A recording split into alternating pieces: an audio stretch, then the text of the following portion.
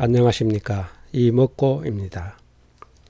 왜 모든 사람이 죄인인가는 많은 사람이 궁금해하는 주제이고 또 거기에 대해서 많은 답들이 있는 것으로 압니다. 사람이 죄인이다 라고 규정하는 데는 성경밖에 없으니 성경으로 풀어보는 것이 마땅하리라 여기십니다. 그러다 보니 성경에 정통한 신학자나 신부들만이 답할 수 있지 않을까 하는 선입견이 많은 듯합니다. 이먹고는 신학을 전공하지 않은 대한예수회 장로교 일반 신도입니다. 타 종교인들은 성경이라는 말 때문에 기피하리라 여기시지만 속는다 셈치고 시간 버린다 셈치고 한번 들어보시길 바랍니다. 기성교인들도 일반 신도가 하는 설교라고 또 듣다 보면 불교적인 용어도 나오고 기존에 알고 있던 지식과는 많이 다른 듯하고 또 어떤 이단이 아닌가 하는 생각으로 기피하리라 여기시지만 시간을 거지에게 기부한다 셈치고 한번 들어보시길 바랍니다. 이 설교는 2트랙으로 진행되며 이와 같은 황색 바탕의 슬라이드는 본 설교의 주제에서는 약간 벗어나지만 보다 근본적인 의문으로 여러분들의 시선을 돌리기 위해서입니다. 앞으로 그냥 황색 슬라이드로 지칭하겠습니다. 황색 슬라이드입니다. 이 세상에서 제일 중요한 것이 무엇일까요? 목숨? 건강, 종교, 국가, 하나님? 나가 아닐까 합니다. 나가 없다면 하나님도 천국도 지옥도 이 세상도 모두 소용없어지겠죠? 나가 없다면 왜 모든 사람이 죄인인가 라는 의문도 없어지겠죠? 나가 무엇일까요? 나는 나라고요. 나가 마음이고 마음이 나라고요. 나는 무엇인가? 마음은 무엇인가? 이것은 모든 사람들이 풀어야 할 숙제인데 등한시한 사람이 많은 것 같습니다. 다시 주제로 돌아가겠습니다. 로마서 3장 9절. 그러면 어떠하냐? 우리는 나으냐? 결코 아니라. 유대인이나 헬라인이나 다 죄 아래에 있다고 우리가 이미 선언하였느니라. 이와 같이 성경은 모든 사람이 죄인이다 라고 합니다. 이 슬라이드는 이목구가 사람을 성경적으로 묘사한 것이며 성경 말씀을 깨닫는 데 많은 도움이 되리라 여기지므로 앞으로 이 그림으로 많은 묵상을 해보시기를 바랍니다. 과연 모든 사람이 죄인일까요? 이제까지 하늘에도 어느 누구에게도 한 점 부끄럼 없이 살아왔다고 자부하는 사람들도 죄인일까요? 부처님도 죄인일까요? 어린아이가 병들어 죽었는데 이 아이도 죽을 만큼 큰 죄를 지었기 때문일까요? 바보도 죄인일까요? 성경은 무슨 근거로 모든 사람이 죄인이다 라고 할까요? 사람을 만드신 하나님이 그러하다 했으니 그런 것 아니냐고요? 아담이 선악을 따먹고 원죄를 지었으니 그의 후손인 우리들도 죄를 상속해서 그런 것이라고요? 이 목고를 간단히 소개해 드리겠습니다. 50대 후반의 남성이며 유물론적 무신론자로 살던 중 2015년 초 우연히 마음을 깨닫게 되었으며 불교적인 견성임을 직함하고 몇 가지 화두들과 육조단경, 금강경, 성실스님의 100일 법문을 살펴보니 다 풀어졌으며 그 후 어떤 계기로 성경도 읽게 되었는데 성경 말씀도 다 풀어졌습니다. 깨달음을 남에게 전하기 위하여 2015년 2월부터 블로그를 만들고 나는 왜 사는가라는 것을 필두로 지금까지 여러 가지 글을 올리고 있습니다. 2016년 초부터 근처 대형 교회를 출석하게 되었고 그 교회를 다니면서 보니 또 타 교회 목사님들의 설교를 들어보니 목사님과 교인들이 성경을 제대로 읽고 묵상하지 못하고 있음을 깨닫게 되었습니다. 그것을 목사님들과 주위 가족, 친구들에게 이야기해 보았으나 전혀 알아듣지 못하고 오히려 신학은 수백 년, 수천 년에 걸쳐서 이루어지고 검증된 것인데 어찌 그것에 잘못이 있겠느냐. 개변 같은 이론으로 나서지 말라는 경고만 받았습니다.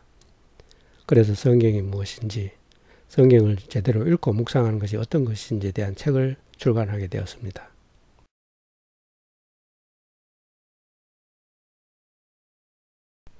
현대 목사님들, 교인들이 성경 말씀이 비유로 되어 있다는 의미를 제대로 파악하지 못하는 것, 즉 비유가 무엇인지를 잘 알지 못하는 것 같습니다. 그렇다고 지금까지 성경을 읽고 묵상한 모든 사람들이 다 잘못되었다는 뜻은 아닙니다.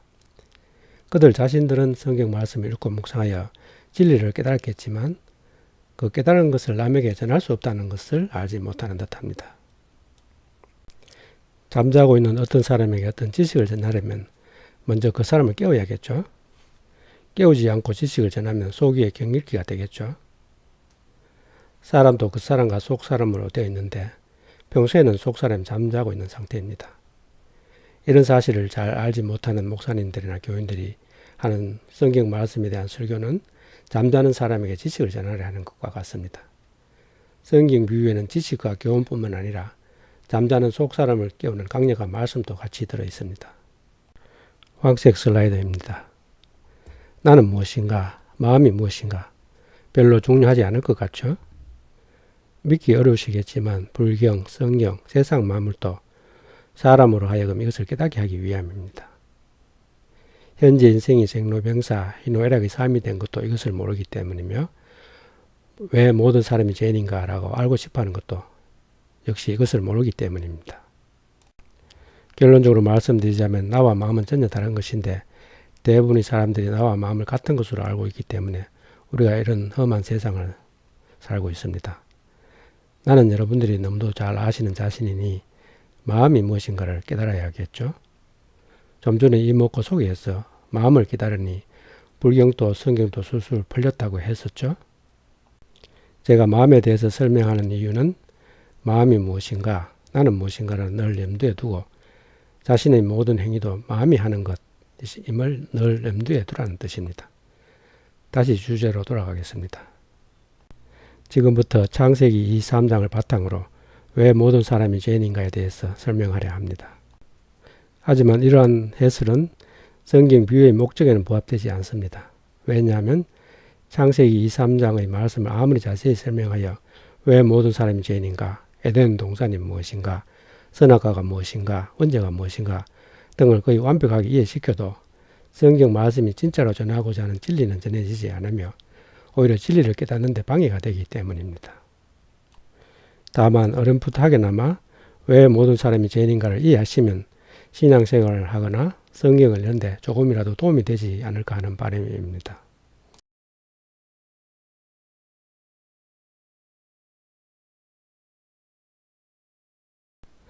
성경에서 모든 사람이 죄인이다 라고 하니 성경적으로 살펴보겠습니다. 창세기 2장 7절 여호와 하나님이 땅의 흙으로 사람을 지으시고 생기를 그 코에 불어넣으시니 사람이 생명이 되니라. 여호와 하나님이 동방의 에덴에 동산을 창설하시고 그 지으신 사람을 거기에 두시니라. 고린도전서 3장 16절 너희는 너희가 하나님의 성전인 것과 하나님의 성령이 너희 안에 계신 것을 알지 못하느냐.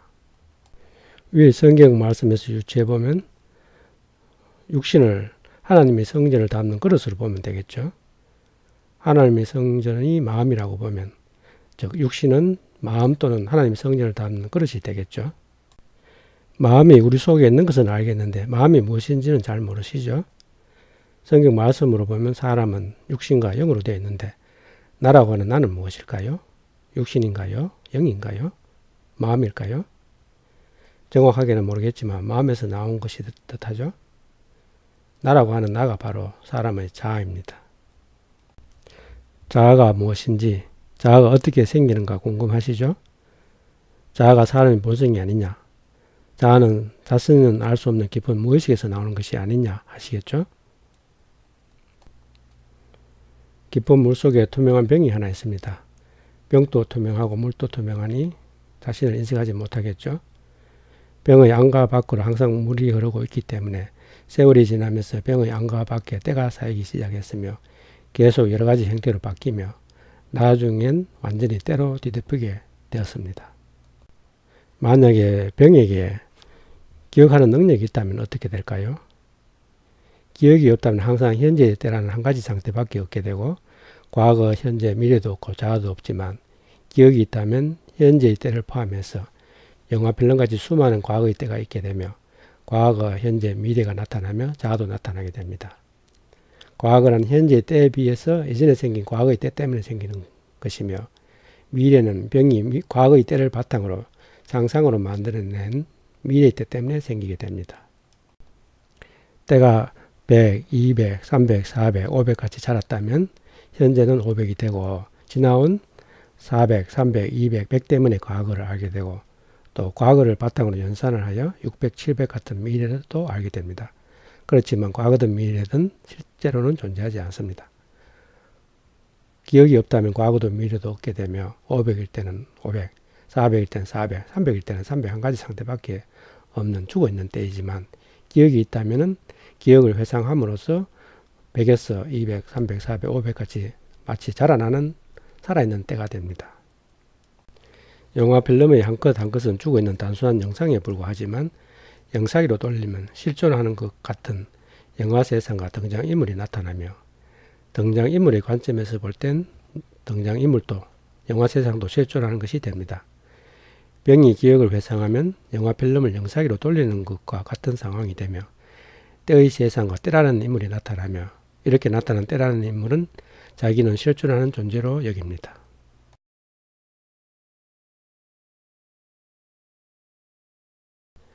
앞의 경우가 어떻게 사람에게 적용되는가 살펴보겠습니다. 나비의 여러 가지 형태의 그림으로 그려두고 각각의 그림을 보면 죽어있지만 그 그림을 연속적으로 보면 마치 살아있는 것 같은 나비가 나타나죠. 하지만 이것은 착각입니다.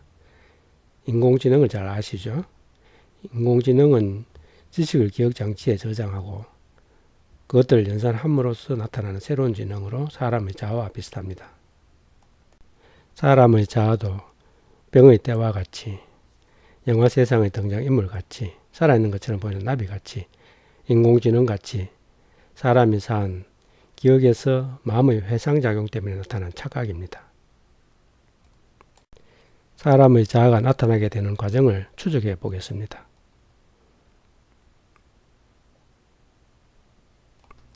육신과 영으로 된 사람이 세상을 살아갑니다. 세상을 살아가면서 세상에 대한 관념, 자기에 대한 관념, 지식과 경험 등등을 기억으로 마음에 저장하게 됩니다. 이와 같이 사람은 기억 때문에 세상을 살아간 것이 아니며 영의 뜻으로 세상을 살아가고 있으며 기억은 단지 사람이 세상을 살아간 기록에 불과합니다. 하지만 이 기록에서 영화 필름에서 등장인물이 나타나는 것과 같이 사람의 자아도 나타나게 됩니다. 현 상태에서 보면 창세기 2장 8절 여호와 하나님이 동방의 에덴의 동산을 장설하시고 그 지으신 사람을 거기 두시니라.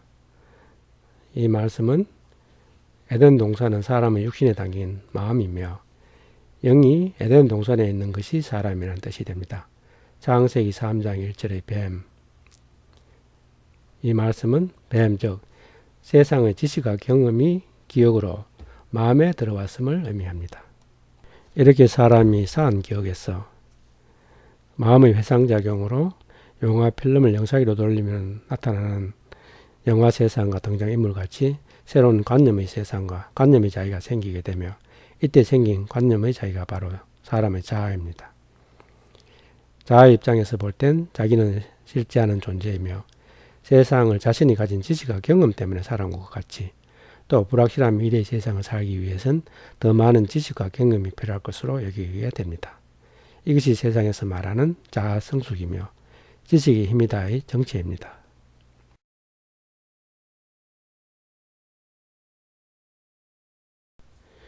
너희가 그것을 먹는 날에 너희 눈이 밝아져 하나님과 같이 되어 선악을 알 줄 하나님이 아심이니라. 여자가 그 나무를 본저 먹은 즉도 하고 보암 즉도 하고 지혜롭게 할 만큼 탐스럽기도 한 나무인지라. 이 말씀은 세상에 눈뜨는 것을 의미하며 세상을 경험해 보면 볼수록 지식과 경험에 의해서 좌우되는 것 같아 보이고 또 지식과 경험을 자신이 가질 수 있는 최고의 힘, 지혜로 여기게 됨을 의미합니다. 이에 그들의 눈이 밝아져 자기들이 벗은 줄 알고 무화과 나무잎을 엮어 치마로 삼았더라. 이 말씀은 마음속 깊은 곳에 있는 영이 지식과 경험, 즉 기억을 부끄러워하는데 자아는 자신이 벗은 것 때문에 수치심을 느낀다고 여깁니다. 여호와 하나님이 아담을 부르시며 그에게 이르시되 내가 어디 있느냐. 여호와 하나님이 에덴 동산에서 그를 내보내어 그의 근원이 된 땅을 갈게 하시니라. 이 말씀은 사람의 자아가 영을 지식과 경험으로 세워진 자아의 성에 가두어 버리고 주인 행세를 하고 있음을 의미하며 하나님은 잃어버린 영을 찾아 내가 어디 있느냐라고 합니다. 에덴 동산 마음에서 사람의 자아가 주인으로 행세하니 에덴 동산이 희노애락, 생로병사의 세상으로 바뀌게 되고 이것이 바로 에덴 동산에서의 추방입니다. 사람의 자아가 어떻게 생겨나는지 다른 각도에서 살펴보겠습니다. 사람은 실시간으로 실제의 세상을 관념의 세상으로 바꾸어 자기 머릿속의 기억으로 저장하며 관념의 세상으로 바꾸는 과정에서 자신이 가진 선입견에 의해서 재구성되기 때문에 실제의 세상을 있는 그대로 볼 수가 없는 존재이며 재구성된 관념의 세상을 실제의 세상으로 착각하며 살고 있습니다. 실제의 세상에서 눈을 떼는 순간 전적으로 자신만의 관념의 세상을 살게 됩니다. 또 실제의 세상을 볼 때도 기억 속의 기존의 관념의 세상을 보기가 쉽기 때문에 착각 또는 실수를 많이 하게 됩니다. 영화 필름 한 컷 한 컷은 죽어있는 영상에 불과하지만 영화 필름을 영상위로 돌리면 실존하는 것 같은 영화 세상과 영화 속의 인물들이 나타나듯이 사람의 기억도 죽어있는 관념이지만 사람의 마음 작용에 의해서 실존하는 것 같은 관념의 세상과 관념적인 자기가 나타나게 되며 사람 자신이 만든 관념의 세상을 살고 있기 때문에 관념적인 자기도 실존하는 것 같이 느껴지게 됩니다. 이 관념적인 자기가 바로 자아입니다. 위의 도식을 보면 사람은 실상의 현실을 가상현실로 바꾸고 가상현실을 실상의 현실로 착각하며 살아가고 있으며 또 가상현실에 삽입된 캐릭터, 즉 기억에서 유래된 관념의 자기를 자신으로 알고 있는 존재입니다. 이와 같이 사람의 자아는 실상의 세계에서는 존재하지 않지만 관념의 세계에서 존재하는 것으로 자신의 기억에서 나오는 것입니다.